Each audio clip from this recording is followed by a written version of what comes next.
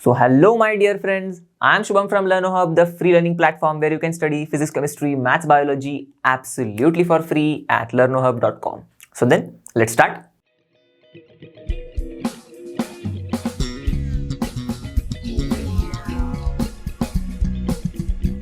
So currently we are studying your class 10th ICSE chemistry chapter number 6 electrolysis, and so far we have covered the basics of electrolysis. Right now the next concepts are the examples of electrolysis. So we have to see three examples of electrolysis. First is the electrolysis of molten lead bromide, okay. Second is the electrolysis of acidified water, and third one is the electrolysis of copper sulfate solution. And in the copper sulfate solution we are going to use platinum electrodes as well as the copper electrodes, okay. So we will do all this, and then simultaneously after studying the electrodes, the electrolysis examples, we are going to also solve the questions as well, okay. So without wasting much time, let's start and let's rock.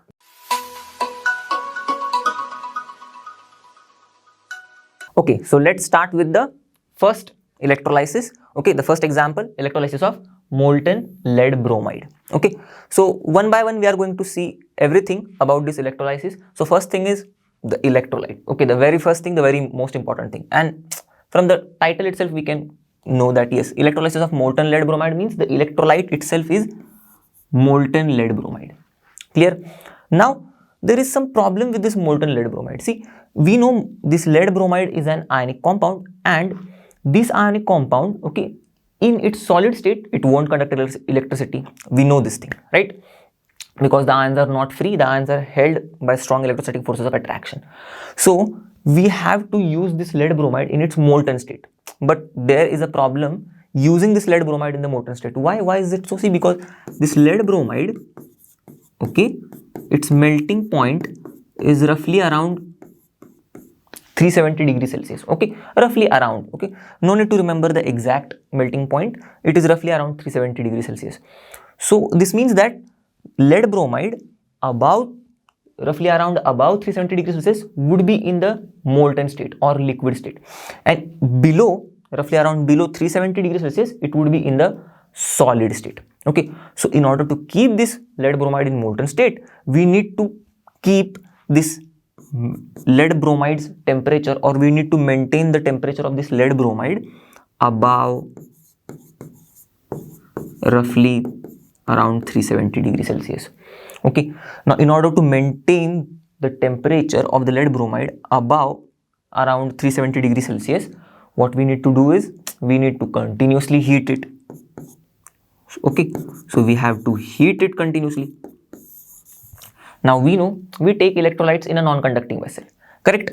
So now we are going to take this lead bromide in the non-conducting vessel, but since we are going to continuously heat this lead bromide, okay, our non-conducting vessel should be such that it should withstand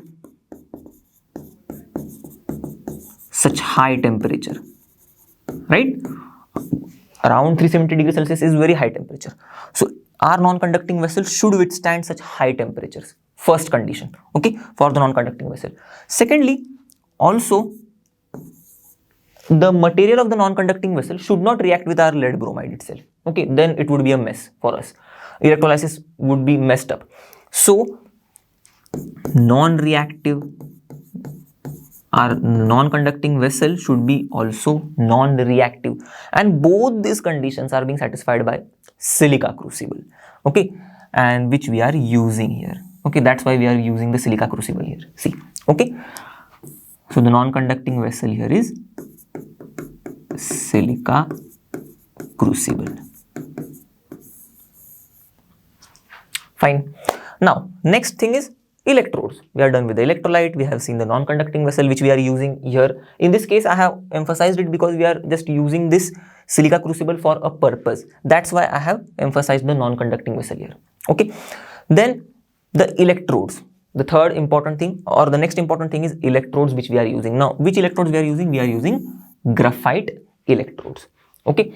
Now both anode and cathode are made up of graphite, okay. We are using graphite electrode means both anode and cathode are made up of graphite.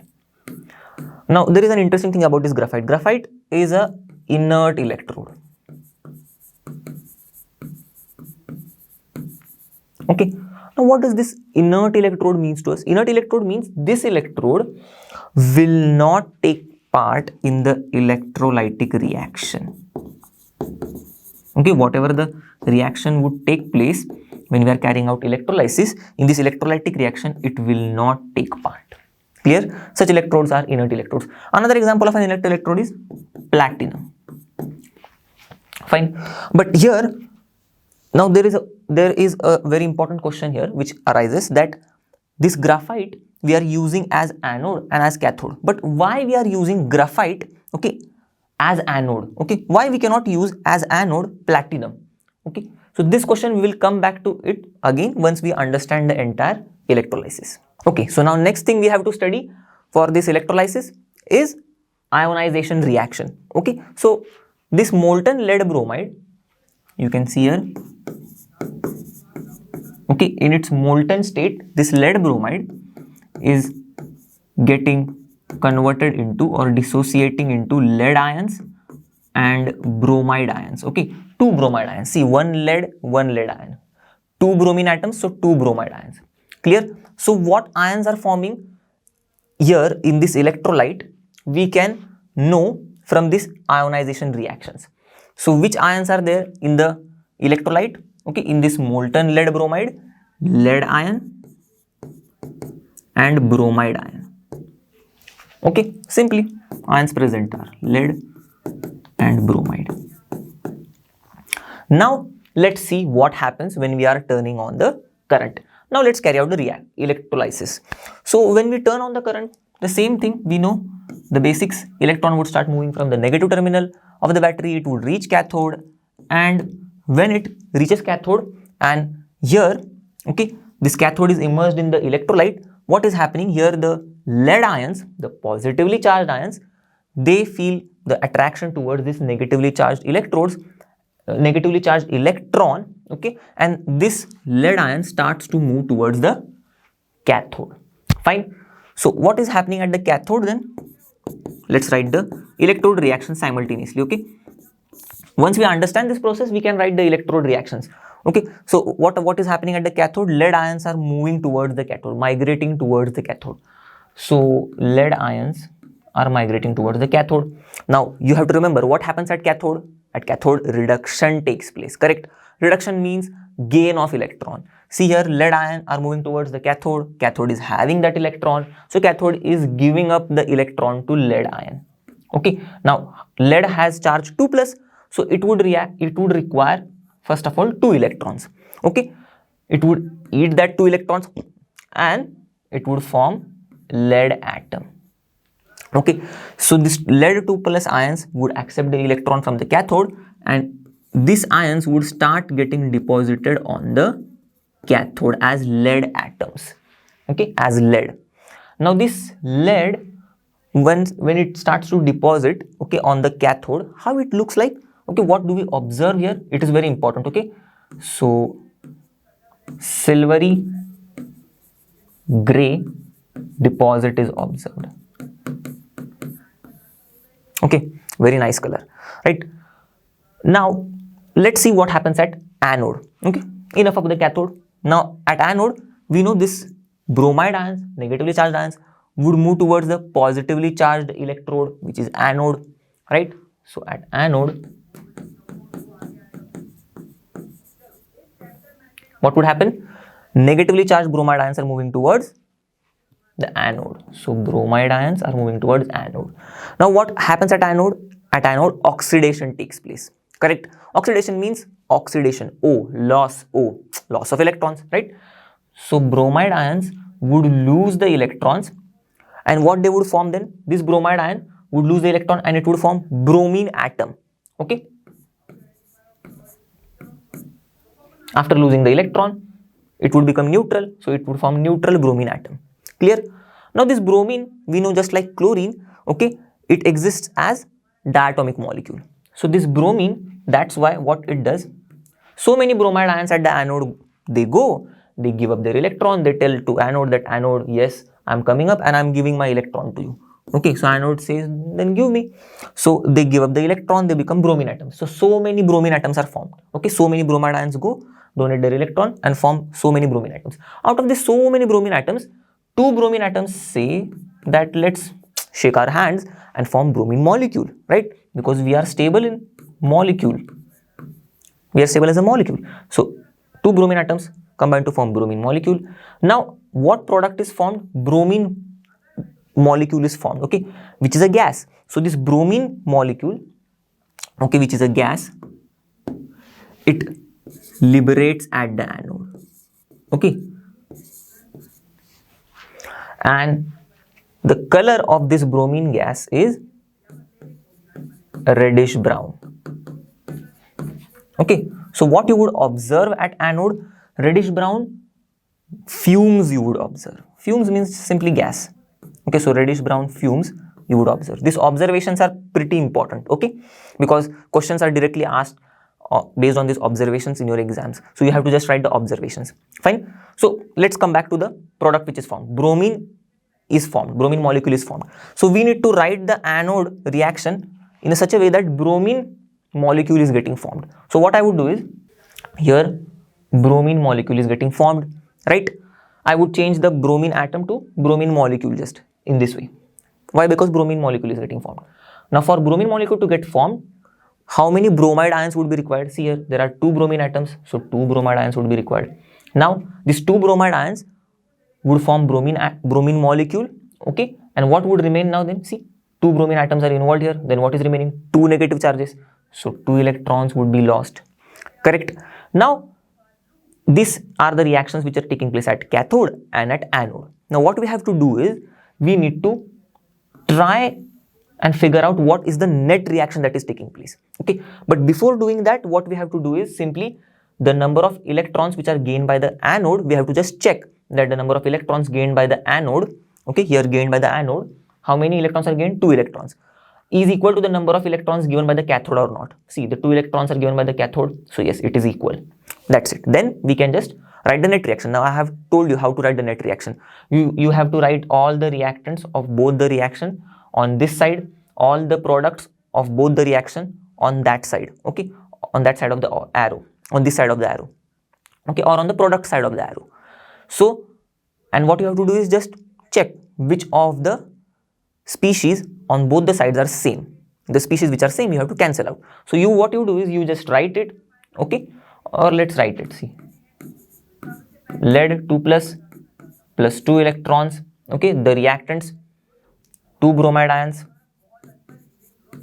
These are also the reactants of second reaction. I have written down, okay, lead 2 plus 2 electrons and 2 bromide ions are giving us lead plus bromine molecule plus 2 electrons. Fine. Then what? Which species are same on both the sides of the reaction? 2 electrons, right? And 2 electrons. See, this is lead ion, this is bromide ion. Here we are having lead and bromine molecule. Okay, lead atom and bromine molecule. So they are not same. Okay. Now what is remaining? Lead ions and 2 bromide ions. Okay. What are they here? See, lead ions and 2 bromide ions are actually the lead bromide. Right? See, lead ions and 2 bromide ions are actually lead bromide. So lead bromides, 1 molecule. Okay. I would just replace this 2 by lead bromide and gives lead plus bromine gas. Okay, 2 electrons are cancelled. Clear? Lead plus bromine gas. So this is what is happening in our electrolysis.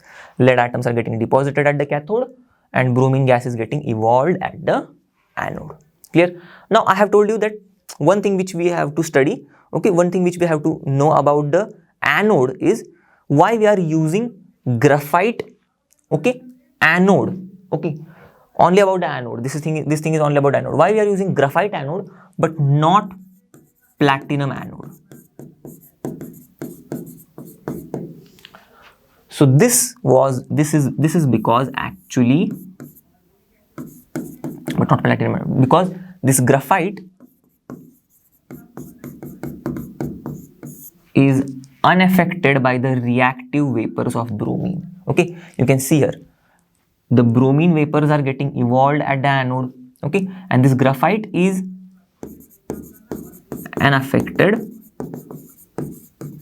by the reactive vapors of bromine.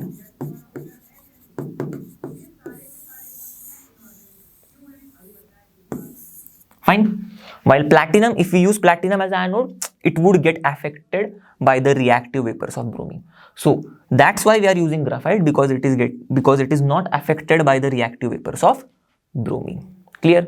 Okay, now let's see quickly the questions which are being asked on this concept in your exams. Okay, so year 2017, you can just observe from which year the question has been, I have taken the question is this. Okay, it is here written here. Fine. So state the observations at anode and at the cathode during the electrolysis of fused lead bromide. Fused means molten. Okay, we know. Molten lead bromide or fused lead bromide using graphite electrodes. Just now we have seen, they are just simply asking us the observations at anode and at the cathode during the electrolysis of this. Okay, so what are the observations at anode? What we have observed at anode was reddish brown fumes were being observed, right? They were getting evolved. Reddish brown fumes were getting evolved. So observation at anode is reddish brown fumes are evolved, right, or liberated. What is the observation at cathode? Silvery gray deposit is formed, right? Just now we have seen.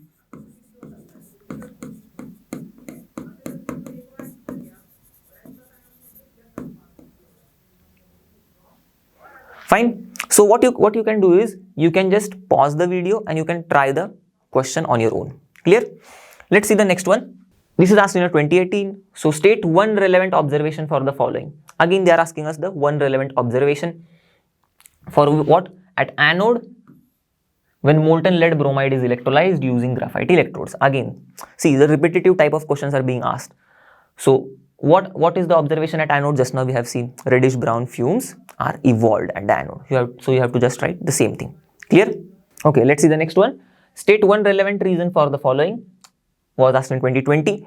So what is the reason they are asking us? For what reason they are asking us? Graphite anode is preferred to platinum in the electrolysis of molten lead bromide. Okay, so just now we have seen why graphite anode is preferred to platinum, because graphite is unaffected by the reactive vapors of bromine.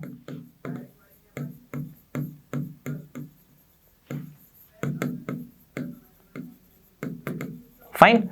Or you can write that platinum gets affected by the reactive vapors of bromine. That's why we don't use platinum, we use graphite, or the graphite is unaffected by the reactive vapors of bromine. You can write this thing. Okay. Okay, now moving ahead to see the next examples of electrolysis which we have to study.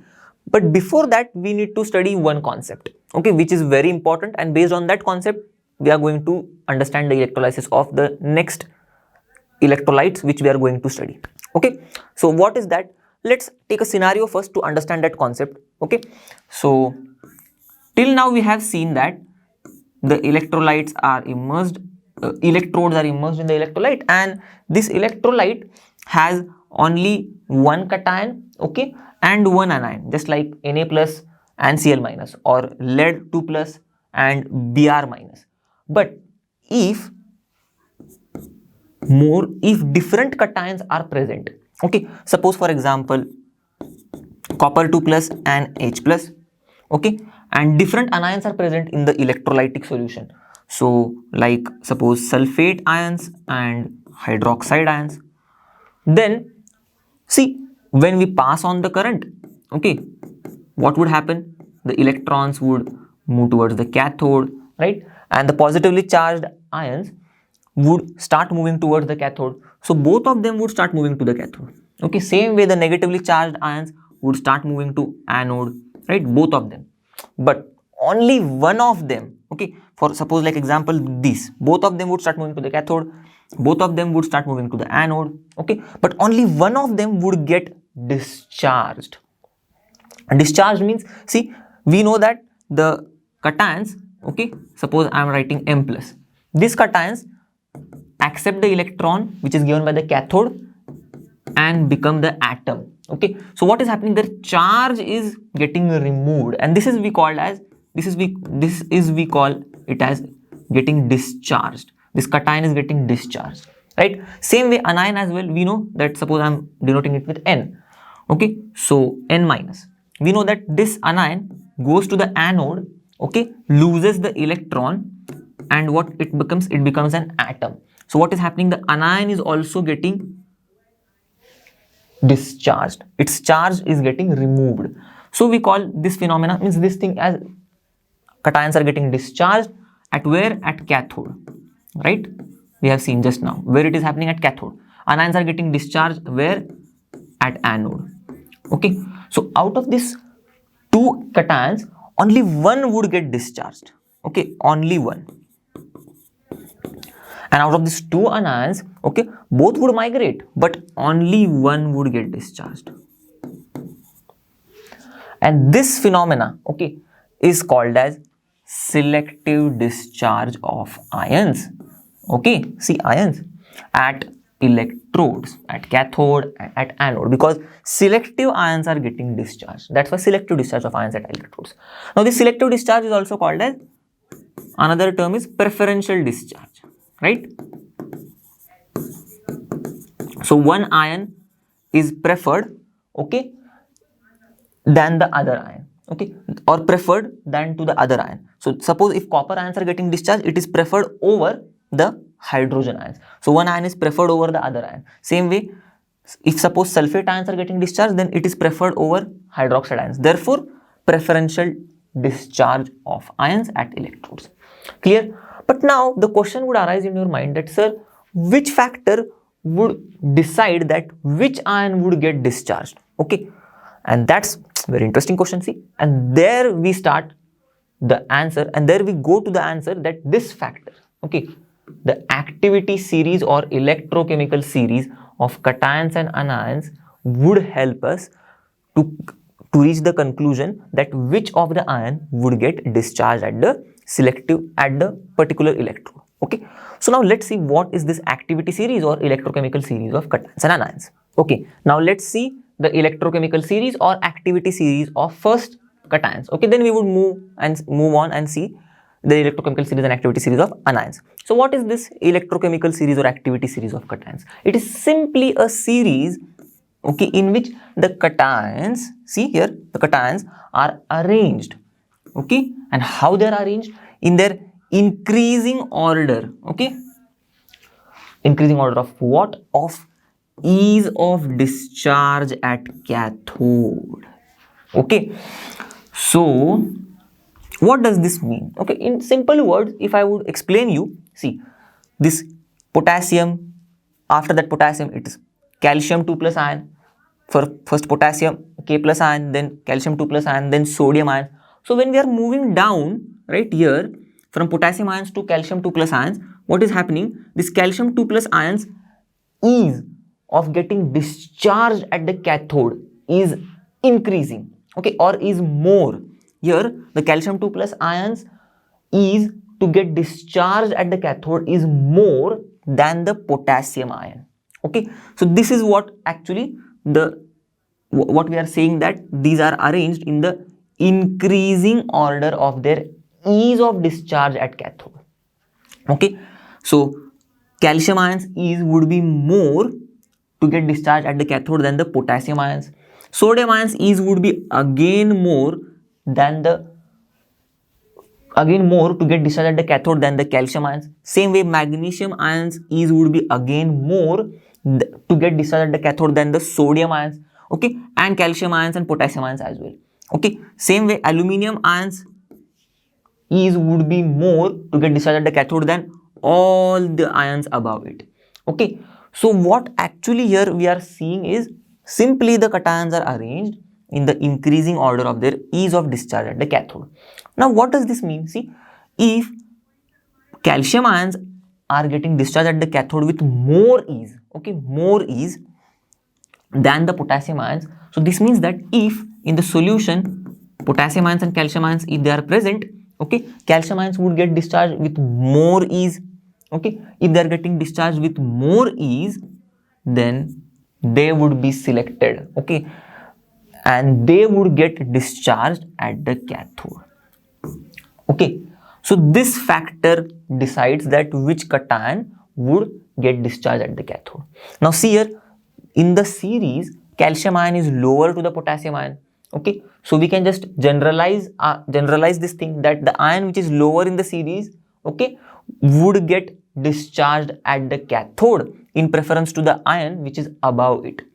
Or we can say that, see, this aluminum ion's ease of discharge, okay, is highest among all these ions, okay, to get discharged at the cathode. So if all these ions are present, okay, in the solution, aluminum ions would get discharged selectively, okay, they would be selected for getting discharged. So this means that the ion which is lower in the electrochemical series, okay,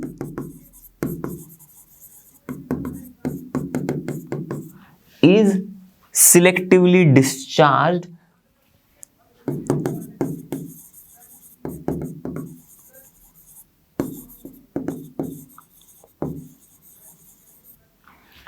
in preference to the ions which are above it, right?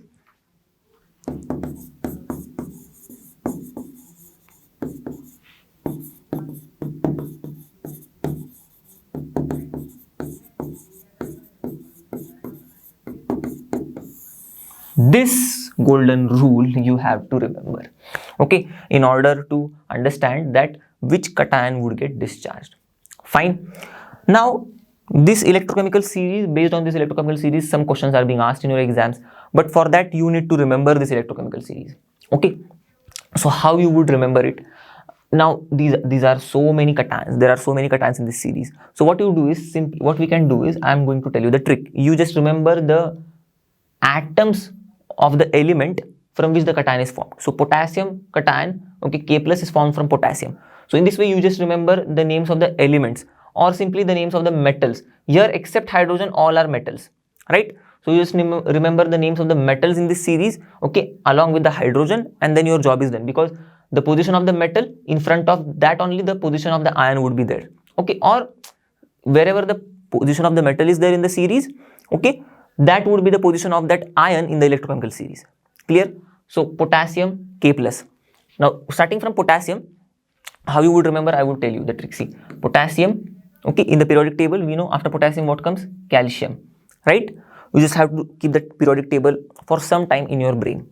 So potassium, then calcium. After potassium, calcium, and then after calcium we would move above the potassium, okay, sodium. See, potassium, then calcium, then sodium, okay, and after sodium then we would move ahead, magnesium, aluminium. See, magnesium, aluminium. Fine. Then you just remember in the group of three elements, okay, zinc, iron, nickel, zinc, iron, nickel. See, then tin, lead, hydrogen. See, tin, lead, hydrogen, and after hydrogen you just remember in this way, CuHgAg, okay, CuHgAg. Fine. And after Ag, then now you know Ag means silver. So after silver, which are the precious elements in this, on this earth, right, above, behind which entire world is just running? Gold and platinum, right? So comes gold and platinum, okay, the last two. So all before that we have remembered it in the group of three. This three, this three, this three, and this two. Fine. Then it's easy for us to locate the ion in the electrochemical series. Now we know magnesium's position is here, so magnesium's ion would be here in the electrochemical series. So if we are asked that which of the ions, okay, out of magnesium and zinc, okay, would get discharged, Mg2 plus ion or zinc 2 plus ion, so we would just write this entire series of metals. Now we know magnesium's position is higher, zinc's position is lower in the electrochemical series, so zinc ion would be here. So if it is lower than the magnesium's ion, then zinc ion would get selectively discharged in this way. Okay, then let's quickly solve the question based on this concept. Okay, arrange the following according to the instruction given in the brackets. This was asked in 2019. Okay, so we have been given this ions, they are asking us to arrange them, okay, based on the instruction given in the bracket. This is the instruction given to us in the order of preferential discharge at the cathode.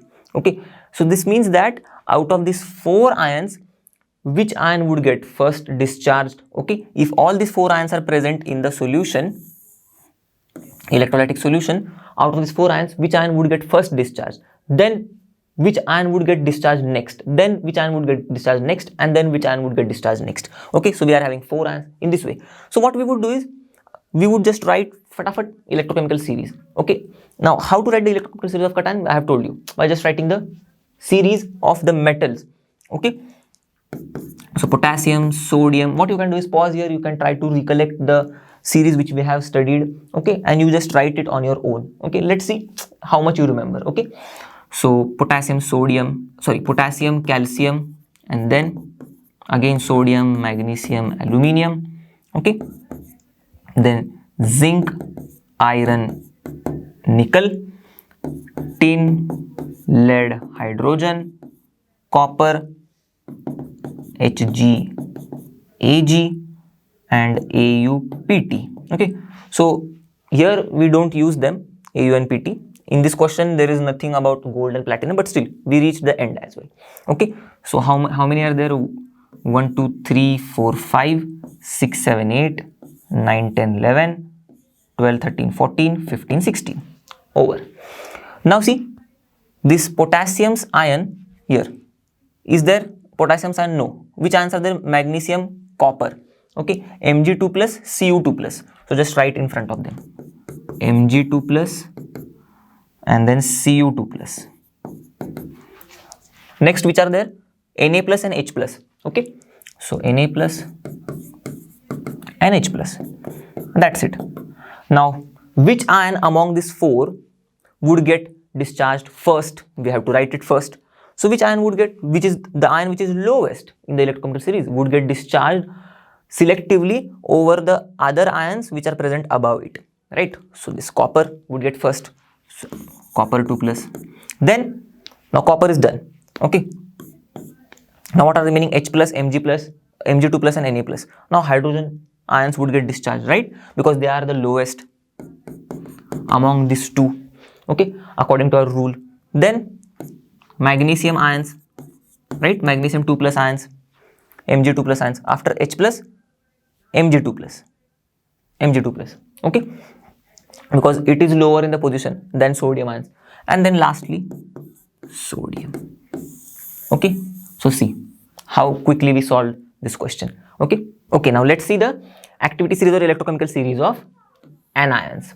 Okay, so same like cations, here in this series anions are also arranged, okay, how? In their increasing order of the ease of discharge, increasing order of their ease of discharge at anode.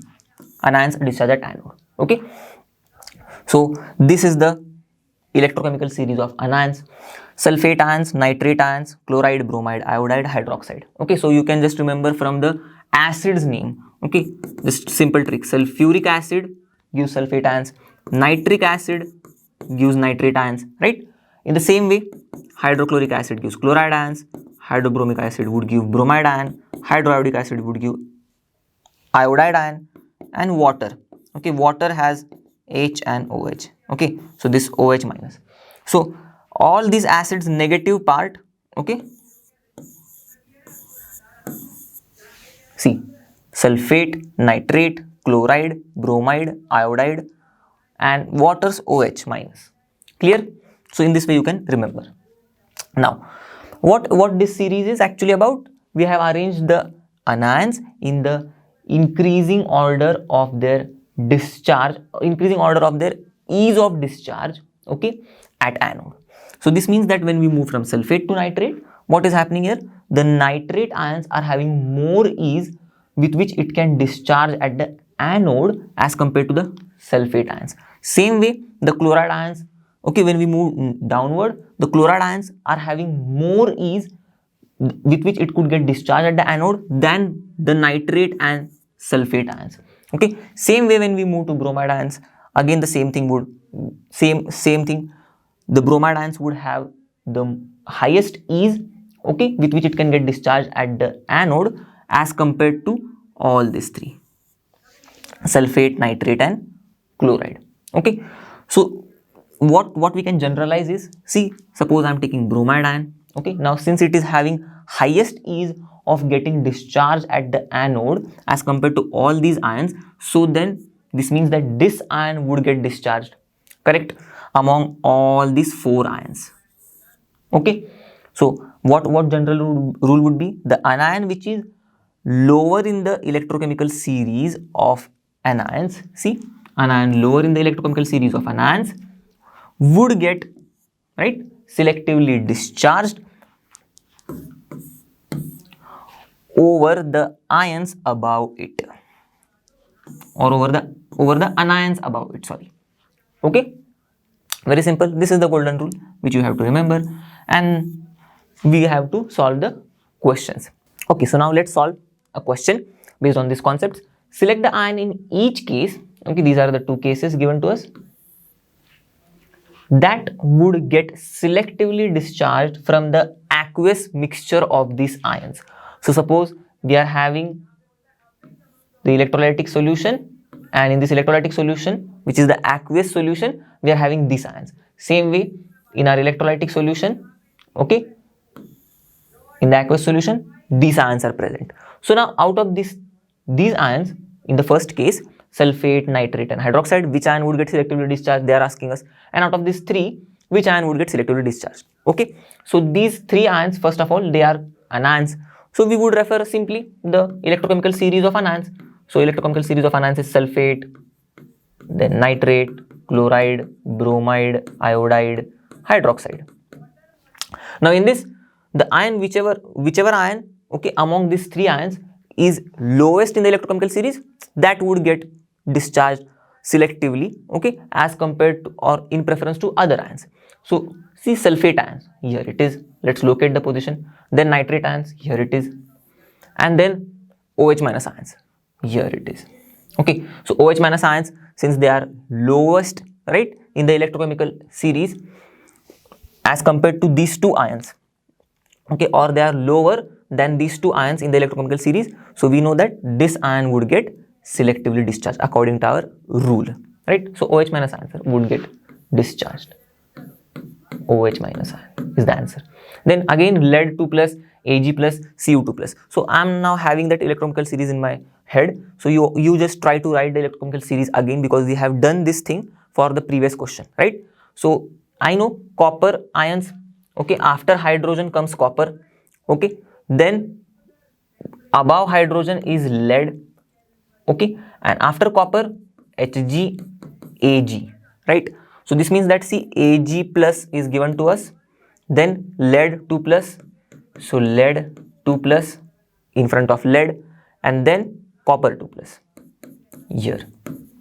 So out of these three, the lowest is Ag plus, right, in the electrochemical series.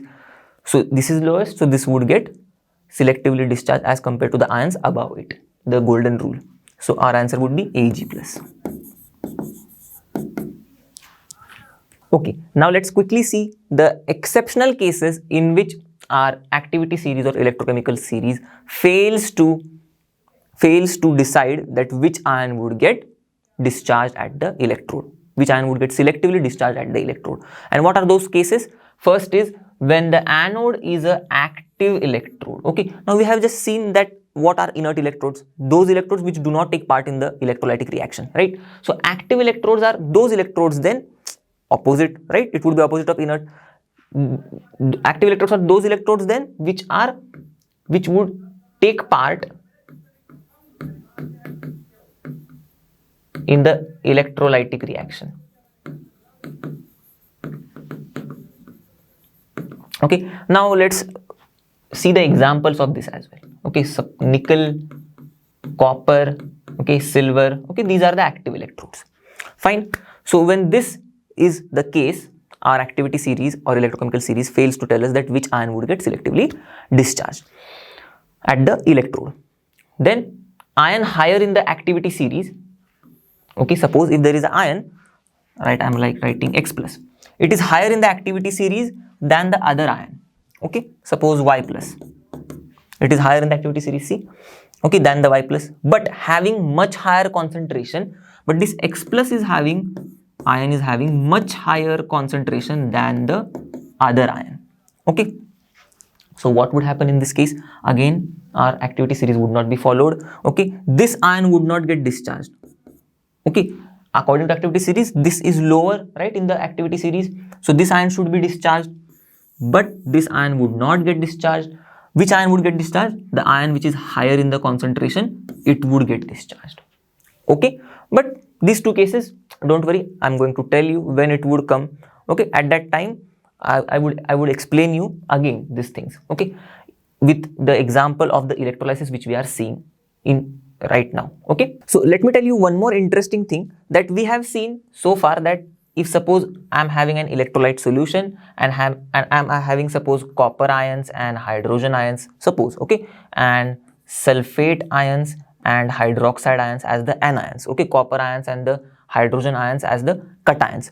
So out of this, I have told you that only one would get discharged. Suppose, okay, copper ions are getting discharged and hydroxide ions are getting discharged by using activity series or electrochemical series, okay. So my point is, any of the one ion would get discharged, right? We know that. So suppose out of these two, this ion gets discharged, this ion gets discharged, but the ions which are still left, okay, in the electrolyte solution, what they are just doing, you can remember in this way, they are just watching, they are just spectating that some other ion is getting discharged, right?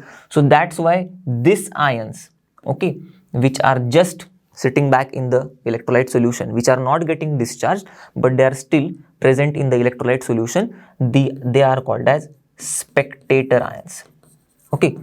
So in exams, they may ask you, they would give you any electrolysis and they would ask you that what are the spectator ions in case of that electrolysis. So just simply, we will study later on that during electrolysis, okay, we are going to study the examples of electrolysis, and in that we are going to see that which ions are present in the electrolyte solution. So out of that, which ions are getting discharged, you would get to know, okay, because that those ions would be involved in the reaction at cathode and involved in the reaction at anode. So which ions are not getting discharged, you would automatically come to know, and those which are not getting discharged are spectator ions. Clear? Okay, so now let's see the second example which we have to study, electrolysis of acidified water, okay. Starting from first, electrolyte as usual. So which electrolyte we are going to use here? The name suggests us electrolysis of acidified water. So yes, we are going to use acidified water. Now what is this acidified water?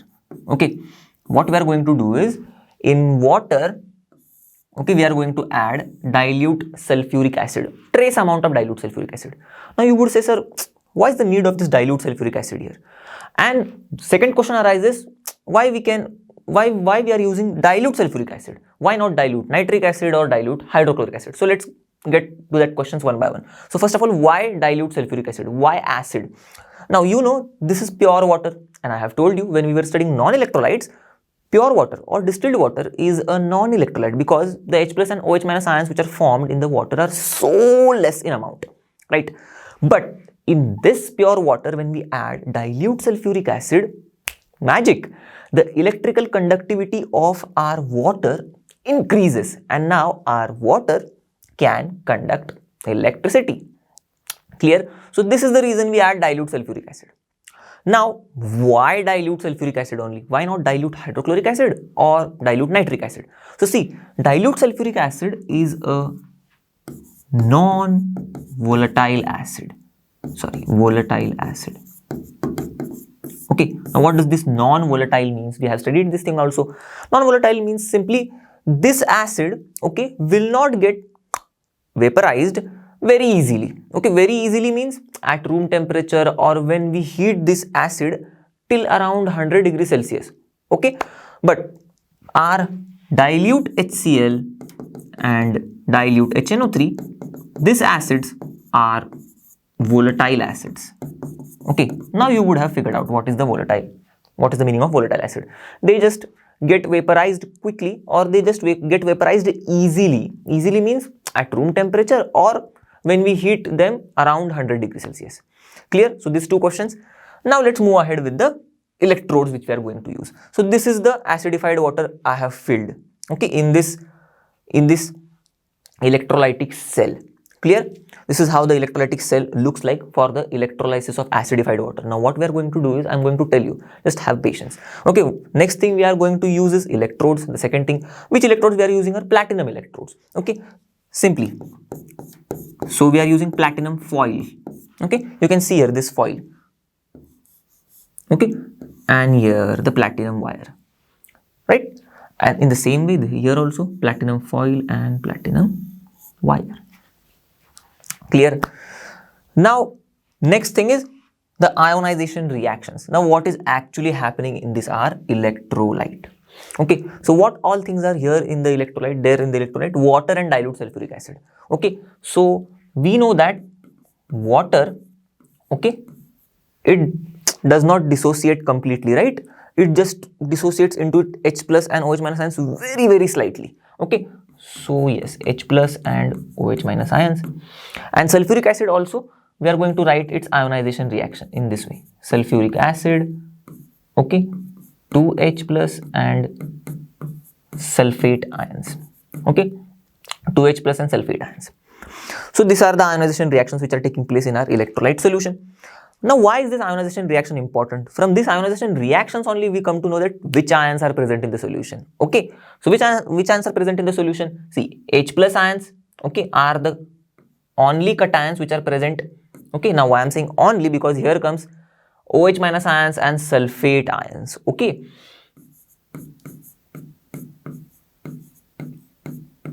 so we are having two anions, OH minus ions and sulfate ions, and only one cation, H plus ion. Clear till here? Now what are the particles present?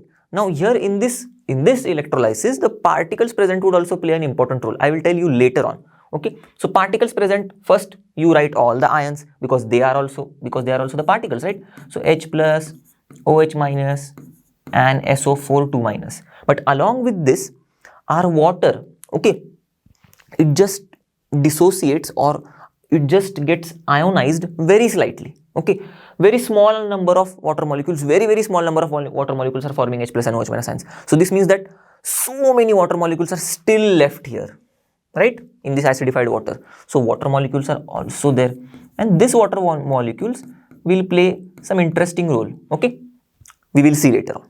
And yes, one more thing I want to clear with you. See, here we are using trace amounts of dilute sulfuric acid, very small amount of dilute sulfuric acid.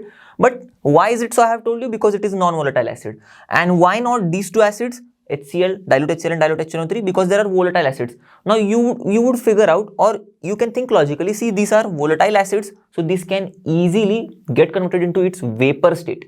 So if we would use them, okay, with our water, so they would like easily escape the water, right? They would easily escape the water. They would leave the connection with the water. They would not stay with water.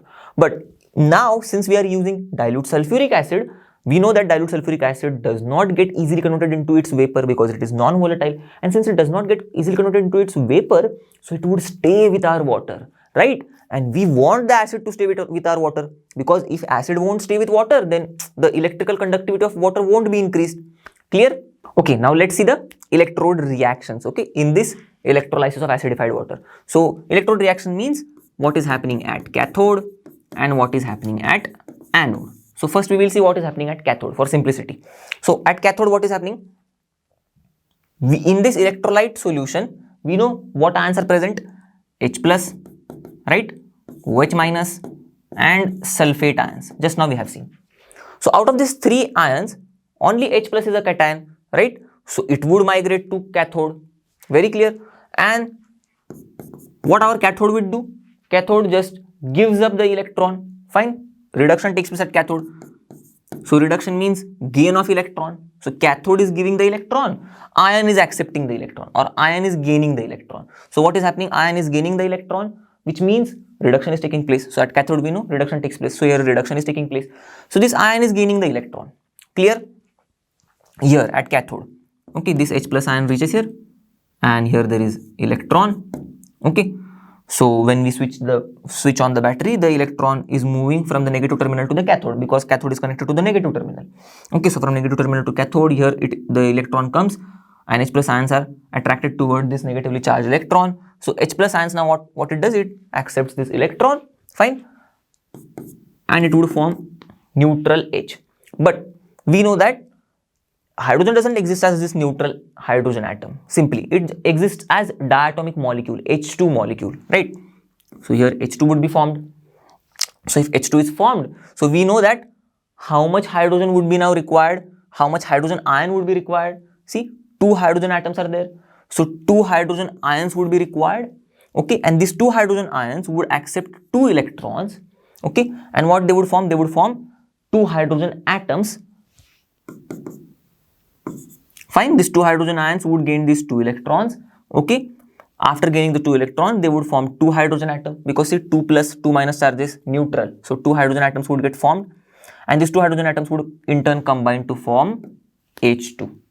Clear? Now let's move on to see what is happening at cathode. So now see, we have got hydrogen gas at, let's see what is happening at anode, and before that, see, we have got hydrogen gas at cathode, right? And this gas is now liberating out of the electrolytic solution, liberating at cathode. Very clear, very interesting. Now let's see what is happening at anode. So now pay more attention to here. Okay, what is happening at anode? See, both these ions, OH minus ions and sulfate ions, would now migrate towards the anode because they are anions, right? Now both of them would migrate, but only one of them would get discharged. Now which one would get discharged? It would depend on the electrochemical series of anion, or the relative position of these ions in the electrochemical series of anions, right? So out of both of them, okay, OH minus and sulfate ions, okay, which are migrating towards the anode, which one would get discharged? That we can tell with the help of electrochemical series of anions. So we should know that electrochemical series. So sulfate is the first one, okay, and the last one is hydroxide. We know this thing, and we only need these 2 ions. So I am just writing the positions of those 2 only. No need to write the other ions position, because we need to check the relative position of both these ions. So OH minus ions are lower in the electrochemical series. We know the ion which is lower in the electrochemical series is selectively discharged in preference to the ions which are above it in the electrochemical series. So this is lower, so it would get selectively discharged. So our OH minus ions would win the race, and it would get discharged at the anode, here at anode. Fine. So now OH minus ions are like really happy. So what would they do now? We know at anode oxidation takes place. Oxidation means loss of electron. So this OH minus ions they have a negative charge, right? So they would just lose the electron. They have extra electron with them. So this OH minus ion, okay, it would lose its extra electron, one extra electron, and it would form OH, neutral OH. Fine. But now the story doesn't stop here. Okay, this neutral OH, okay, what it does is it combines with another OH and it forms a water molecule and oxygen atom. Okay, and again, like this, 2 more OH in the same way they combine, okay, and in the same way they form again a water molecule and oxygen atom. Now see, this oxygen atom and this oxygen atom like starts to feel that all of them, like see here, the water is like H2O is formed, but we are still the atoms, right? Here H2O is very stable now, but we are still oxygen atoms here. So why not let's shake hands with each other? So they then start to shake hands with each other. In turn, they just form molecule. They just combine and they just form an oxygen molecule, O2 molecule. Okay, so what I can write is here, see, they are forming O2. Fine.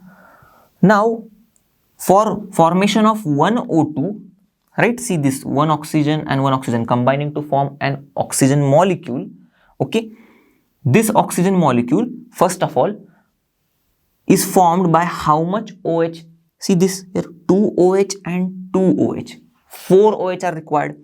So I would just write it here. 4 OH are required. Okay, 2 OH and 2 OH for forming this oxygen molecule.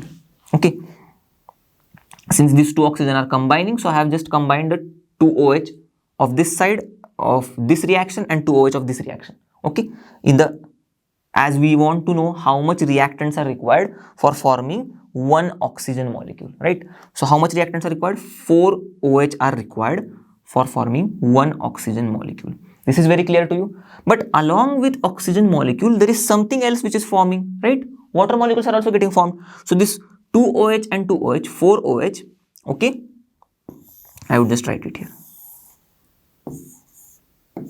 Okay, this 4 OH, what else they are giving? Along with an oxygen molecule, they are giving us 2 water molecules, one H2O and one H2O, right? 2 water molecules. Now this is the entire story. What actually is happening? Fine, one OH, okay, is getting formed, but like this, so many OH are getting formed, right?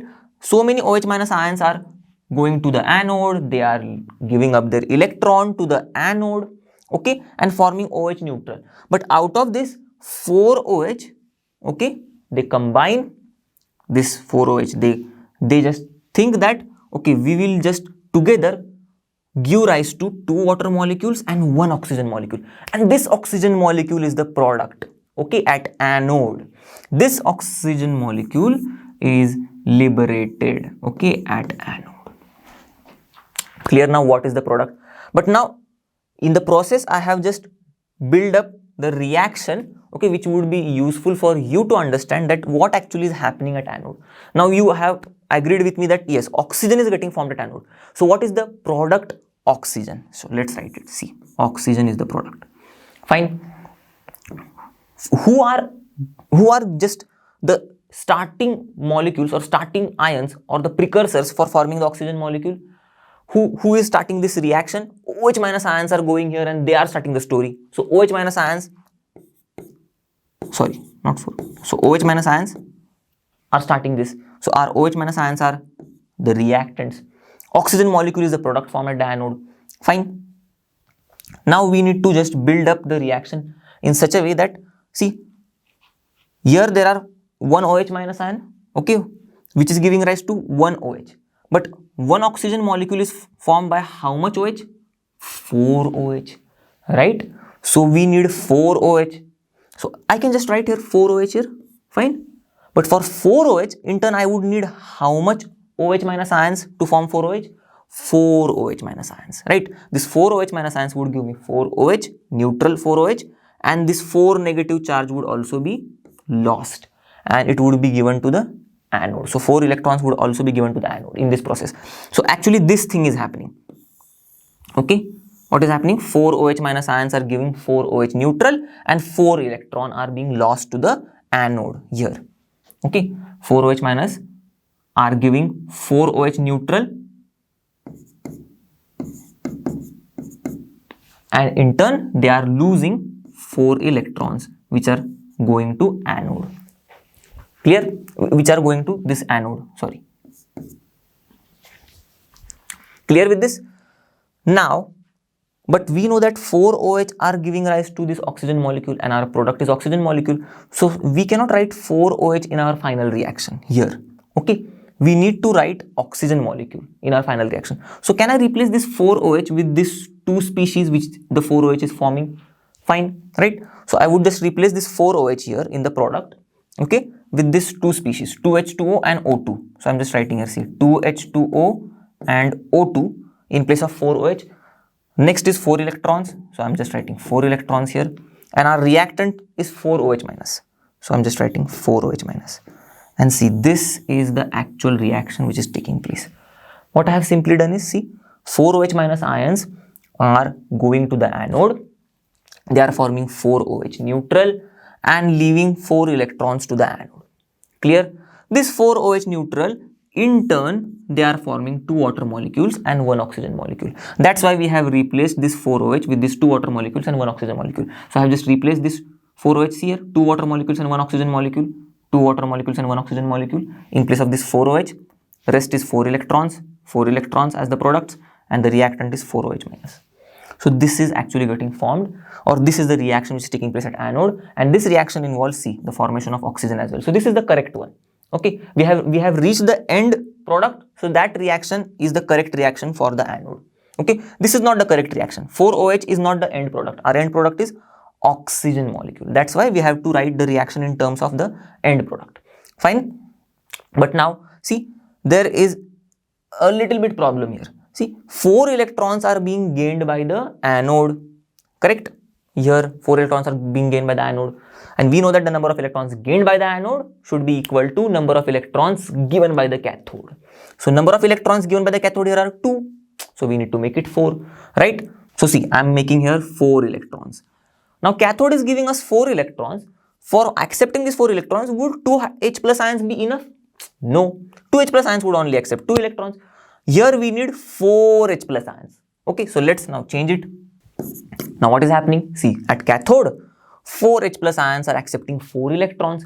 Now what would they form? They would form 4 hydrogen atoms, right? Now we know that 2 hydrogen atoms would combine to form a H2 molecule. Now another 2 hydrogen atoms would combine to form another H2 molecule. So how much H2 molecules are getting formed? 2 H2 molecules are getting formed, right?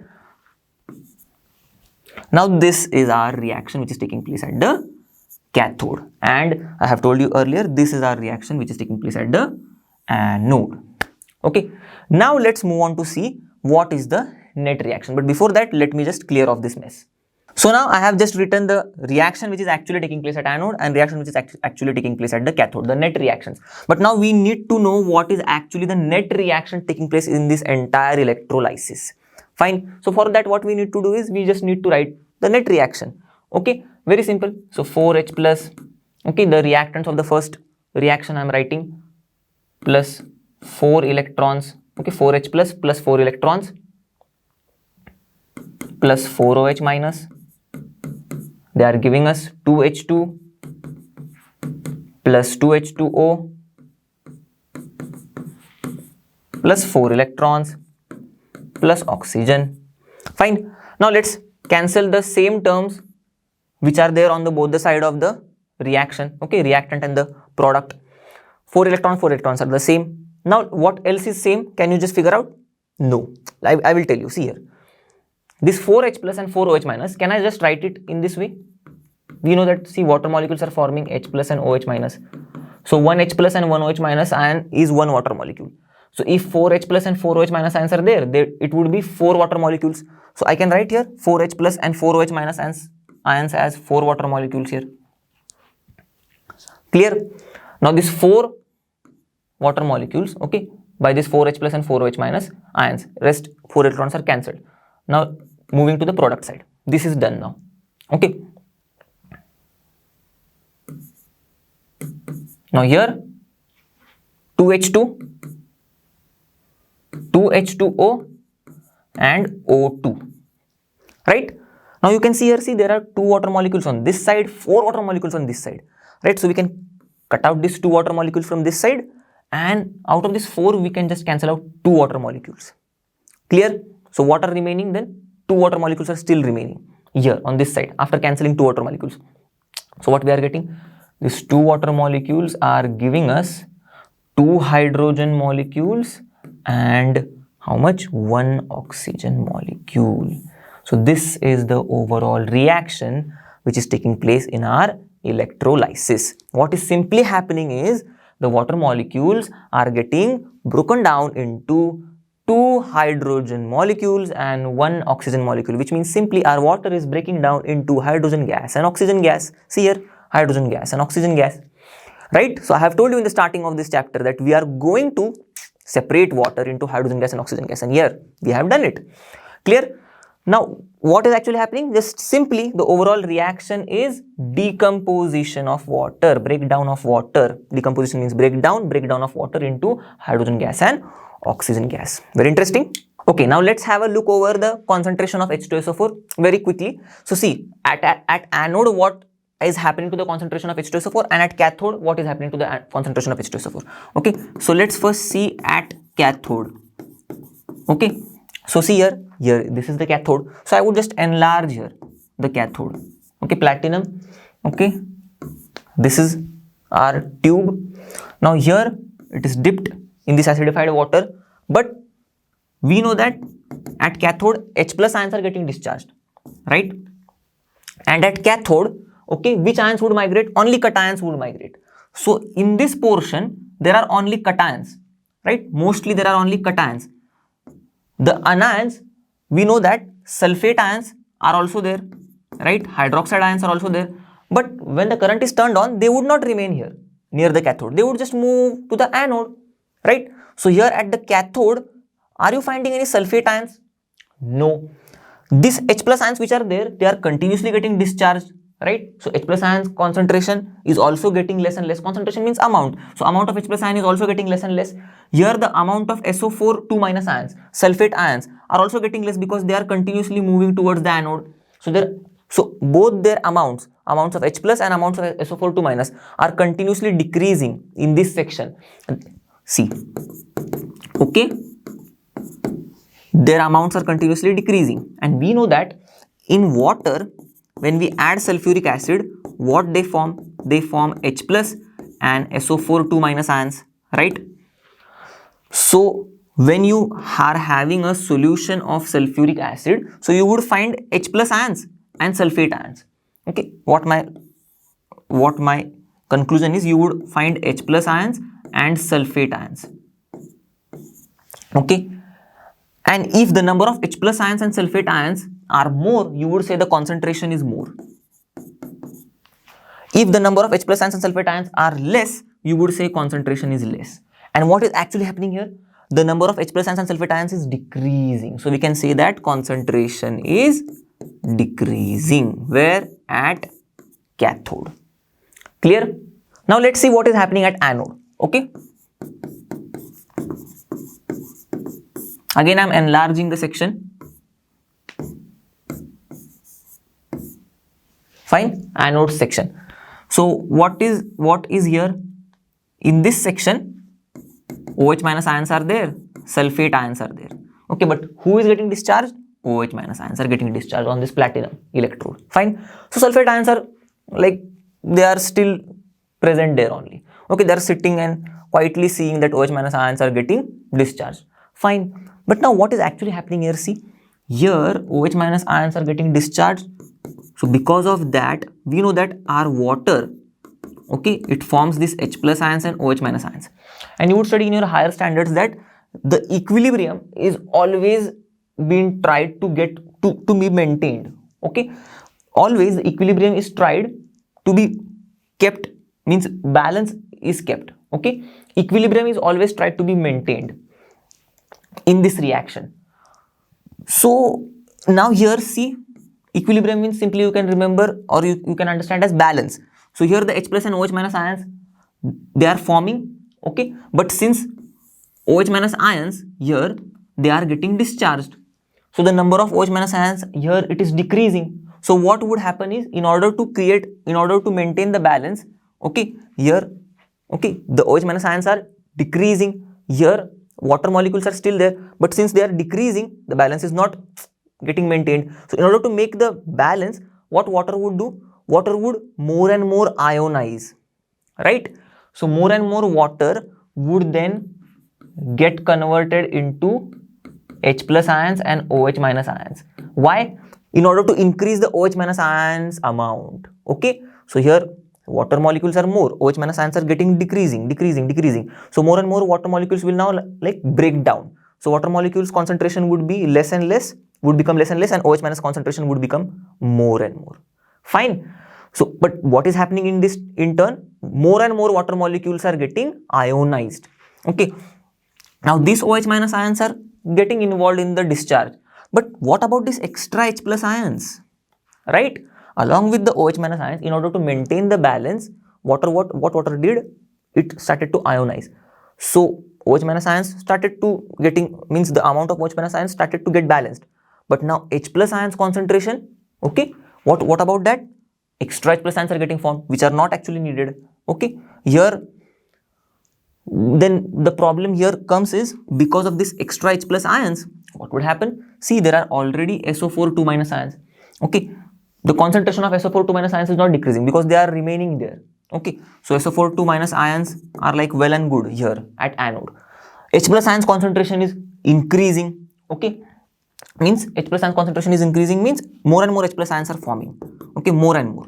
So what would they do? These H plus ions and SO4 minus ions, we can say that yes, if they are present in more amount, okay, their amount is increasing, because continuously see sulfate ions would move towards anode, would move towards anode, would move towards anode. So their amount would continuously increase, and because of this equilibrium mess, H plus ions concentration is also continuously increasing. So since both of their concentration is increasing, we can say that yes, concentration of H2SO4 is also increasing, right? In the cathode's case, it was decreasing because both their amounts were decreasing. Here, both their amounts were increasing. So you can say that concentration of H2SO4 is increasing, okay, at anode.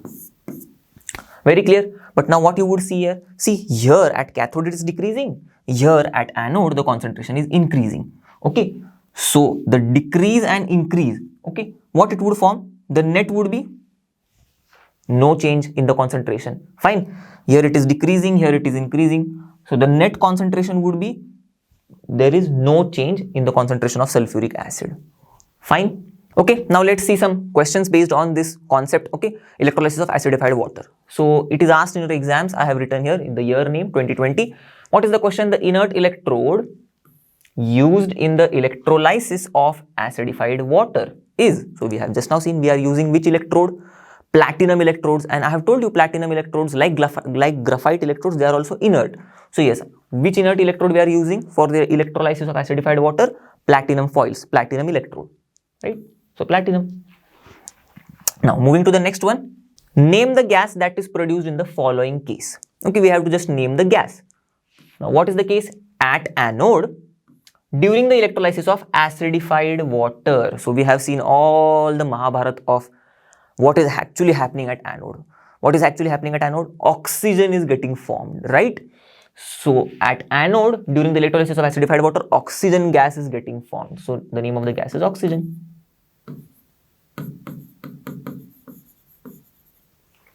Fine. Moving to the next one. Choose the correct answer from the options given below. The electrolysis of acidified water is an example of. Okay, now see, we have studied electrolysis of acidified water. Okay, but they are asking the question which is very basic. We have already studied in the previous video, the first video, the basics video. What they are asking? The electrolysis of acidified water is an example of A, reduction, B, oxidation, C, redox reaction, D, synthesis. Okay, so first of all, by looking at this option, you would just say that no, synthesis wouldn't be the option. Why? Because electrolysis of acidified water, what is happening in it?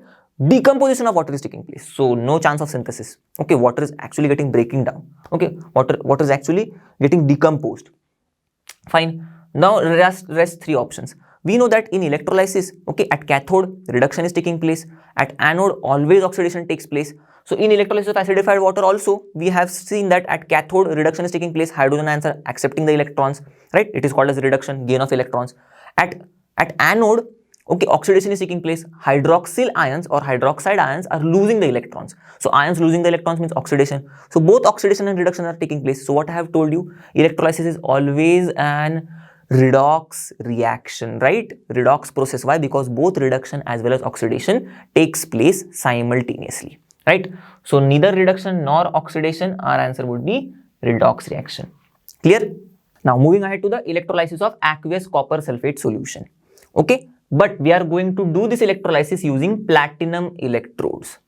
Okay, now we have done a very means like a complex type of electrolysis we have understood, which is acidified waters electrolysis. Now these are like simple electrolysis, but still you need to pay attention because there are some things which are very much interesting in this electrolysis. Okay, so let's start by doing electrolysis.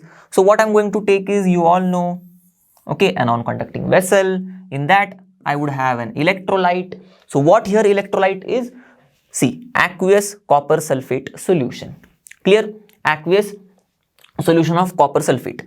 So CuSO4, right? Aqueous.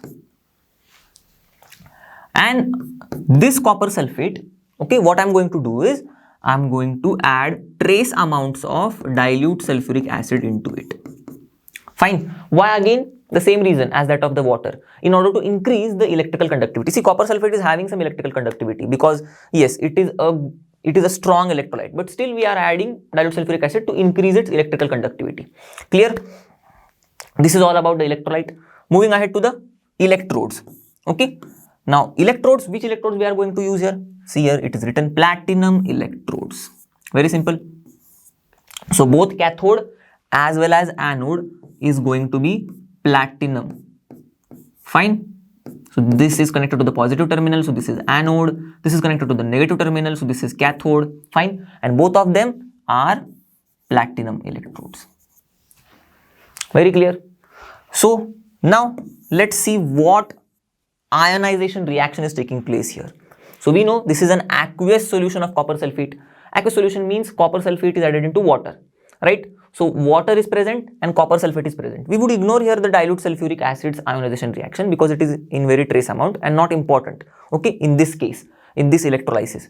Okay, what we would just consider is copper sulfate's ionization and water's ionization. We would not undertake the copper sulfate ionization, water's ionization we are going to see, not the dilute sulfuric ionization. Okay, dilute sulfuric acid ionization, not important here. So copper sulfate, okay, what it would form? Copper 2 plus ions and sulfate ions. Clear? And water H plus and OH minus. So now which ions are present? It's very simple to see. Copper 2 plus ions and H plus ions are present, okay, and sulfate ions and hydroxide ions are also present. So these 4 ions are present in our electrolyte. Clear? Now let's see electrode reactions. Okay, so what is happening at cathode? Then reduction would take place. Reduction means gain of electrons, and also we know that at cathode who would migrate? Cations would migrate. So first of all, reduction is going to take place, and who is going to migrate? Cations are going to migrate. These two things you have to just remember, and you have to just see the electrolysis, what is actually happening. Okay, these two things you need to remember very well. Fine. So cations are going to migrate. Now which cations would migrate? We know in this electrolytic solution H plus ions are there, copper 2 plus ions are also there. Fine. The 2 ions which I have told you right now, these are the 2 ions, 2 cations, and along with it which are the 2 anions? Sulfate ions, okay, and hydroxide ions. So out of this H plus and copper 2 plus ions, now both of them are migrating towards the cathode, but which one would get discharged? Again, the electrochemical series would help us. So in electrochemical series, we know below hydrogen is copper, right?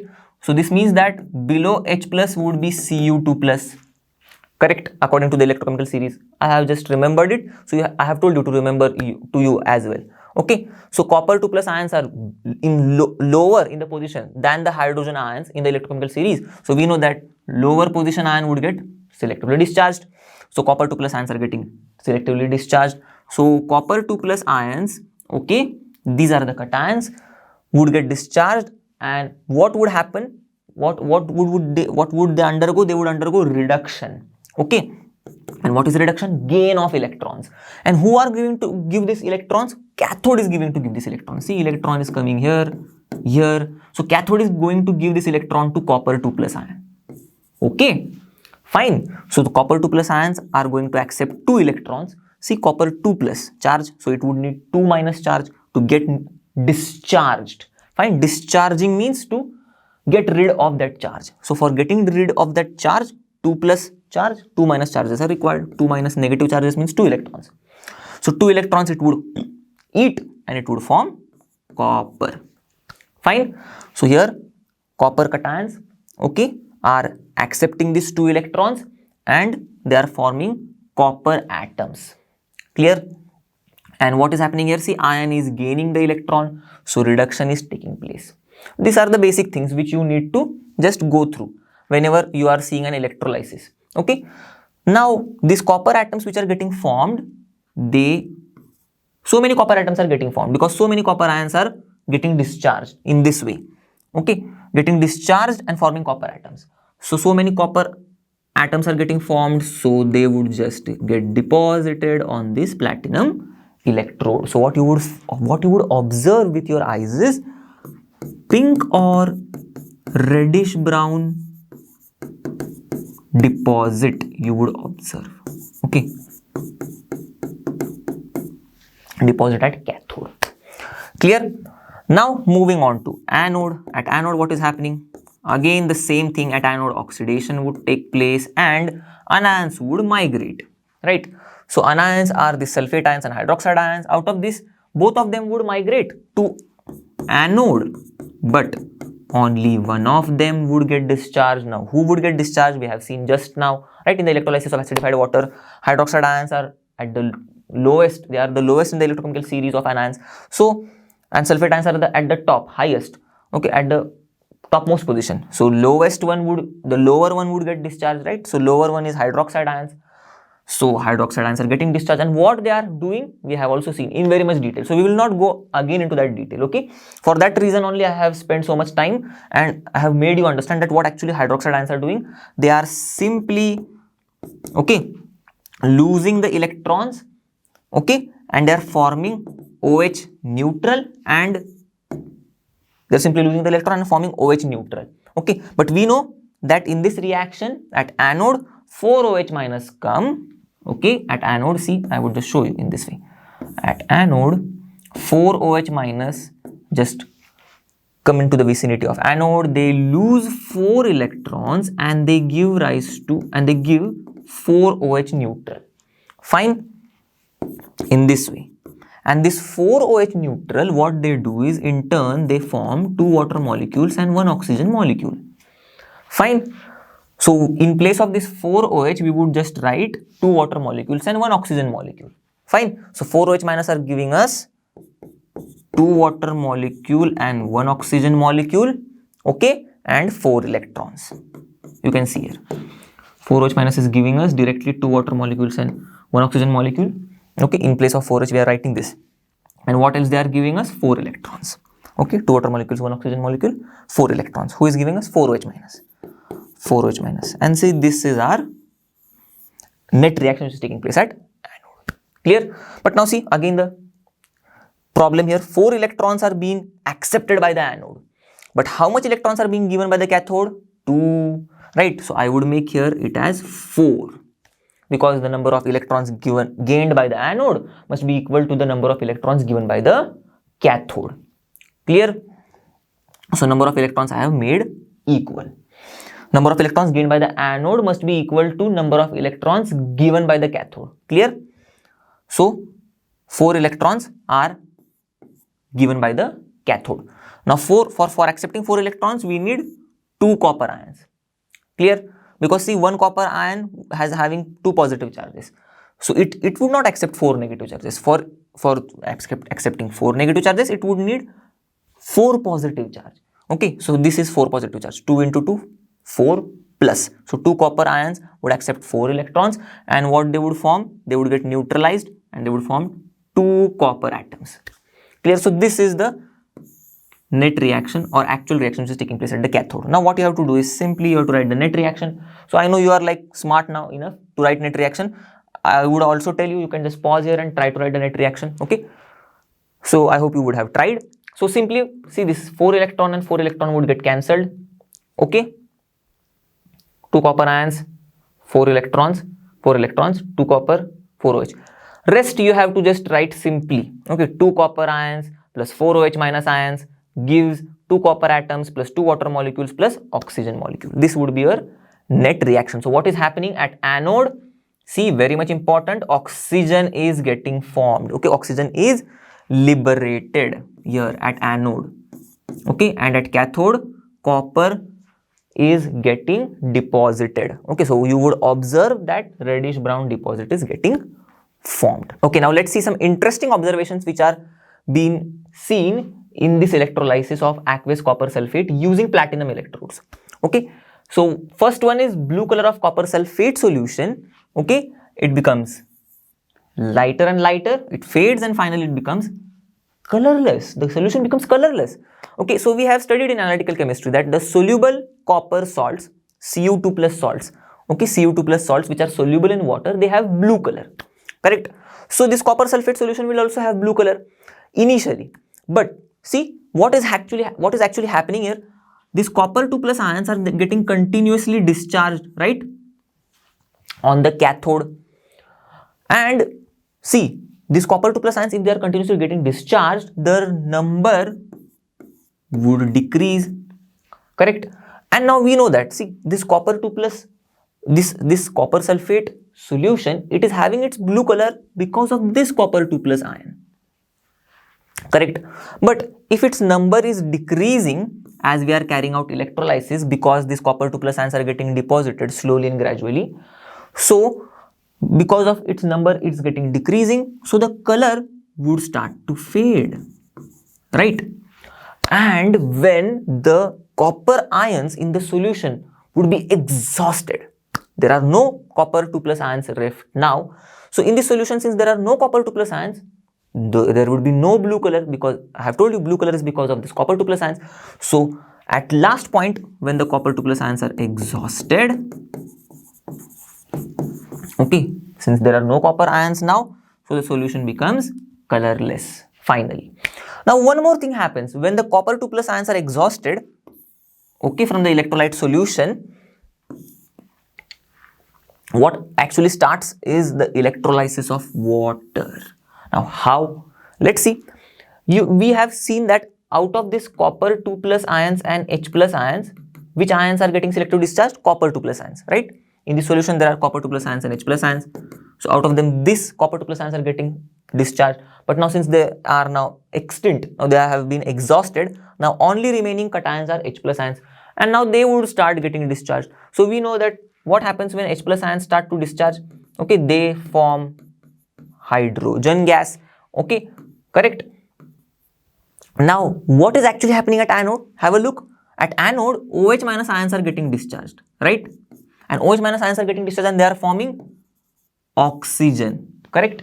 Now here, H plus ion would start to discharge and they would form hydrogen, correct? So, and if you would just write the net reaction, okay, we have the net reaction at anode. What is the net reaction at anode? 4OH minus, okay, you can just refer the, you can just see the net reaction of anode, just now we have seen, okay, that part. So 4OH minus is giving us 2 water molecules, an oxygen molecule and 4 electrons, right? And we know now that number of electrons gained by the anode, okay, here the anode is gaining 4 electrons, that must be equal to the number of electrons given by the cathode. So it should be 4 electrons, here it would be 4 hydrogen, here it would be 2 hydrogen molecules. Okay, we have seen this thing, everything we have seen in the electrolysis of water. So now when you would try to write the net reaction of these two, okay, this is happening at cathode, this is happening at anode, okay, you just can turn your pages and you can see in the electrolysis of water also, we were having net reaction as this, okay, at cathode, and net reaction this at anode, correct? So we have just written down the net or the overall reaction which is taking place in the electrolysis. So you can just refer these two reactions, okay, and you can just refer how we wrote down the net reaction. And what you would find is, you would find the overall reaction which is taking place is this: 2 water molecules are giving us 2 hydrogen molecules and 1 oxygen molecule. And what is this actually happening? We have just seen this is electrolysis of water, right? Water is undergoing the chemical change, it is forming hydrogen gas and oxygen molecule. Just now we have seen in the electrolysis of acidified water. So this would start happening, okay? And that's why we are saying that electrolysis of water takes place when the copper 2 plus ions from the electrolyte solution are exhausted.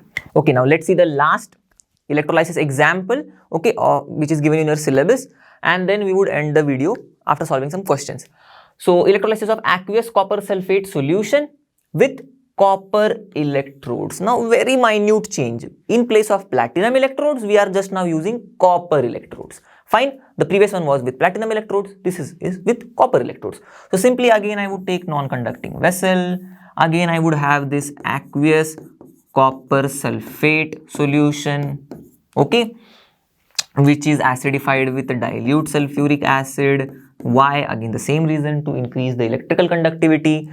Now in this I would dip this 2 electrodes, okay, like the French fries in sauce. So these 2 electrodes, this one is anode connected to the positive terminal, this one is cathode, okay, this one is cathode connected to the negative terminal. Fine. Now it would be like you would have been pro in it. Okay, so connected to the positive terminal anode, connected to the negative terminal cathode, and both these electrodes are copper electrodes. Clear? So I have told the electrolyte, what are electrodes, both anode and cathode are copper.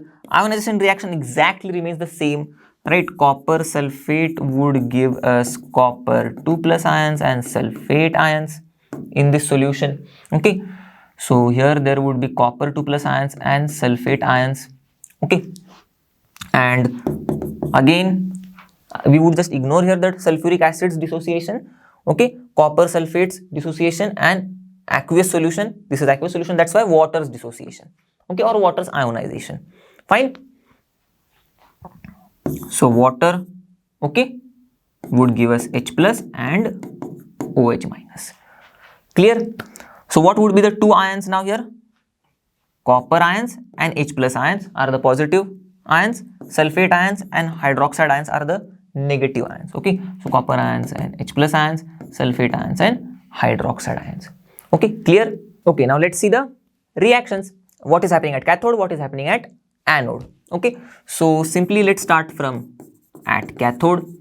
So here we know which ions are there: copper 2 plus ions, H plus ions, OH minus ions and sulfate ions, right?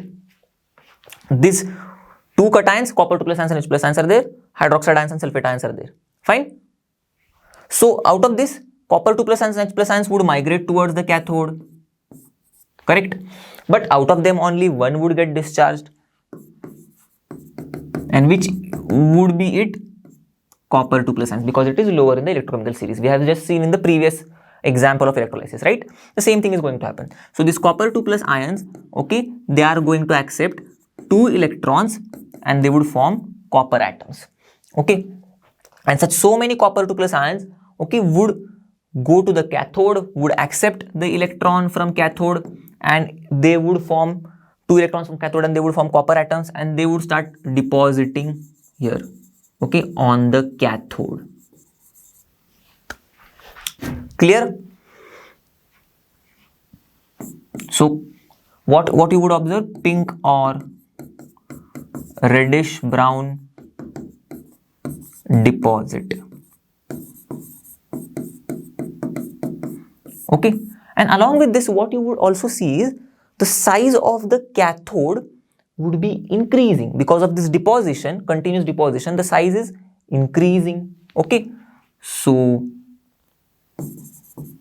cathode's size is increasing, or we can say that the cathode is becoming thicker and thicker. See, it is becoming thicker and thicker. So thicker. Okay, cathode size is increasing or it is becoming thicker. Now let's see what is happening at anode. Okay, so at anode, now the interesting thing is going to happen. Okay, so I have just given you suspense before the climax. See, the sulfate ions and hydroxide ions, right? They would start to migrate towards the anode, but now out of them only one would get discharged, correct?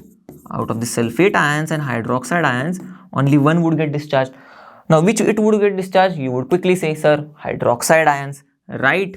But no, hydroxide ions would not get discharged and neither sulfate ion would get discharged. Okay, what would be happening here is, here can you see anode and cathode, here they are both made up of copper. Okay, now leave about copper cathode. Okay, it is not affecting the process of selection of ions. What actually is affecting is, here the anode is made up of copper, and till now we have seen the examples like electrolysis of acidified water, electrolysis of copper sulfate solution, aqueous one, but with platinum electrodes, both were platinum electrodes. But now here we are seeing copper electrodes, and in copper electrodes, copper cathode is fine, but anode is copper. It is made up of copper, and I have told you that copper anode is an active anode. When we have seen the exception for activity series or electrochemical series, I have told you that active electrodes examples are copper, nickel, silver, and see, copper is an active electrode and we are having active anode here, right? Or our anode is an active electrode here. And what I have seen, what I have told you, that whenever we are having anode as an active electrode, electrochemical series will not be followed. What would happen? Since our anode is an active electrode, okay,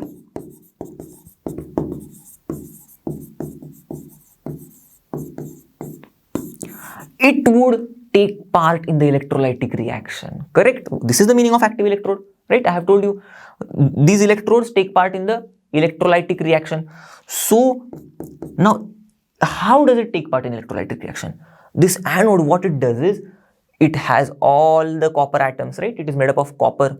So what it does is, copper atom from the anode, okay, it enters the solution.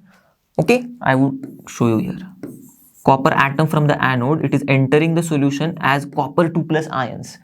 Okay, how? By leaving behind 2 electrons on the anode. Okay, so see, copper atom from the anode, it is entering the solution. Okay, electrolytic solution. I'm just writing here electrolytic solution. This copper is from anode. Okay, it is entering the electrolytic solution by leaving behind 2 electrons, okay, at anode.